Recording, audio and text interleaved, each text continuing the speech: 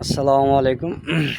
আমার ফেসবুক এবং YouTube friends যারা, বিশেষ করে পরিচিত যারা, তারা আমাকে চিনবেন। এবং সবাই কেমন আছেন? আশা করি সবাই ভালো আছেন। আমি গত এক মাস, মানে গত মাসের 9 তারিখে আমি দেশে বাইরে চলে আসছি। এখন আমি অবস্থান করতেছি সৌদি আরব আল কোরাইত। এই যে এটা আমার থাকার জায়গা। আসলে এখানে থাকার জায়গাটা, মানে বিশেষ করে আমার যে থাকার জায়গাটা অসাধারণ।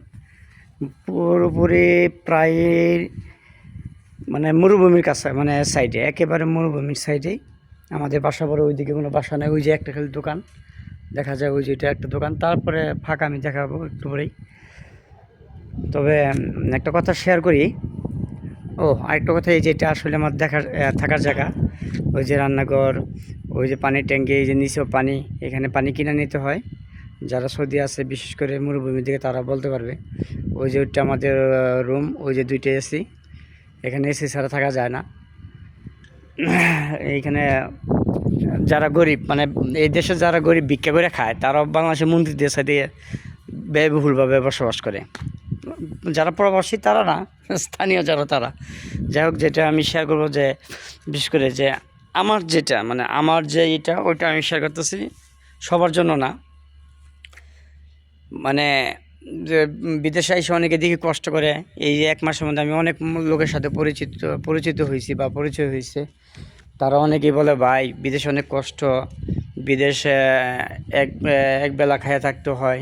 হ্যাঁ, এটা আমি দেখছি, নিজের চোখে দেখছি। প্রথমত আমি এসব বিশ্বাস করি নাই, কারণ আমি যে জায়গায় পড়ছি বা যার কাছে পড়ছি, সেটা একেবারেই ভিন্ন কথা। কারণ আমার নিজের ভাই, নিজের আপন ভাই, আমার ভাইয়ের কাজ, আমার ভাই কাজ করে এগুলার। এই যে দেখতেছেন স্টিলের বা স্ট্রাকচার বা অ্যালুমিনিয়াম, আমরা যেটা স্ট্রাকচার বলি, এই যে স্ট্রাকচার।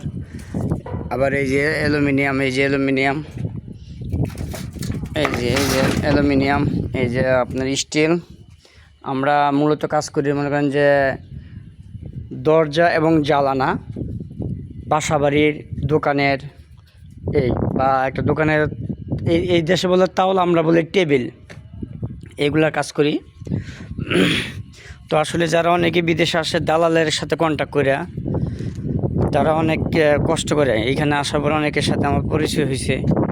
যেখানে মনে করেন যে একটা মানুষ নর্মালিভাবে 3 বেলাই খায়, ওইখানে 2 বেলাও কষ্ট করে খাইয়া থাকা যায়। কষ্ট হইলেও, হাজার কষ্ট হলেও 2 বেলা খাইয়া থাকা যায়। কিন্তু অনেকেই দেখি 1 বেলা খায়, তো সকালে খাইছে, তো সারাদিন সারা রাত আর খায় না, আবার পরের দিন দুপুরে যা খেয়েছে, এরকম অবস্থা। এই যে আমাদের বাহিরে এই যে মরুভূমি, এই যে এইখানে আগে ছিল, মাটি ফালাই রাখছিল, এখন কাজ করতেছে। এই দিক দিয়ে বাসা হবে। এইখান দিয়ে দেখা যায় কিনা জানি না, ওই যে আমার ক্যামেরা রিয়েলাইজেশন ভালো না, ওই যে যে পাহাড়ের মতো দেখা যায়, ওইটা হলো জর্ডান বর্ডার। ওটা জর্ডান, আমাদের এখান থেকে 40 কিলো মাত্র জর্ডান। ওটা এইখানে দেখা গেলে ওটা অনেক দূরে। যাই হোক, এই যে আমরা থাকি।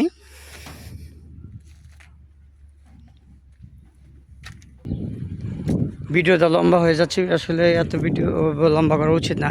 তো যাই হোক, আমি আলহামদুলিল্লাহ। অনেকে বলবে যে গার্মেন্টস ছেড়ে ভাই বিদেশ গেছেন, মজা বুঝবেন।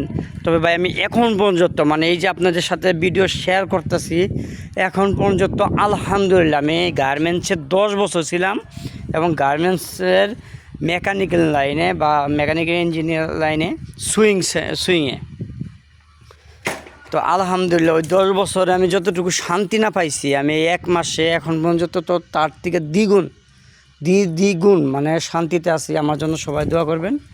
আর যারা প্রবাসে আসবেন, ভেবে চিনতে ভালোভাবে একটা ভিসা যাচাই বাছাই করে আসবেন। আশা করি আসার পর ভালো থাকতে পারবেন। কিন্তু ভাই হুটহাট, আমার বন্ধু গেছে আমিও যাব, আমার ভাই গেছে আমিও যাব, অমুক গেছে আমিও যাব, অমুক যে এই করতেছে এখন আমিও যাই সেই করবো, ভাই এইভাবে আসে আসলে বিদেশ কিছু করা যায় না। বিদেশে আসতে হয়, বিশেষ করে যারা কাজ জানেন, তারাও ভাইবা চিন্তা আসবেন যে কীরকম দালালের মাধ্যমে যাইতেছেন। কাজ জানেন বিদায় আপনি সব কিছু উদ্ধার করে ফেলাবেন, এমন না। আপনি কীরকম দালালের মাধ্যমে আসতেছেন সেটা আগে দেখবেন। এখানে আসে মনে করেন যে কব যে ভালো ভিআইপি রেস্টুরেন্টে আপনার চাকরি দিব, আয়না দিব ঝাড়ুদারের, আয়না দিব ওই রেস্টুরেন্টেরই, মনে করেন টয়লেটের কাম আপনি কীভাবে সম্ভব? আপনি যেখানে মায়ের নিজের হাতে খাবার তুলে খান নাই, ওইখানে এসে মনে করেন যে টয়লেটে কাজ করতে হইতেছে ভাই, তখন আপনি বাধ্য টাকার মায়ের এগুলো করতে হয়। যাই হোক, আরেকদিনকে আরও কিছু বলবো। আমরা আজকে বাসা চেঞ্জ করে মানে আমাদের বাসাটা চেঞ্জ করে ফেলবো, নতুন একটা বাসায় যাব। আমাদের জন্য সবাই দোয়া করবেন, ভালো থাকবেন। আল্লাহ হাফেজ, আসসালামু আলাইকুম।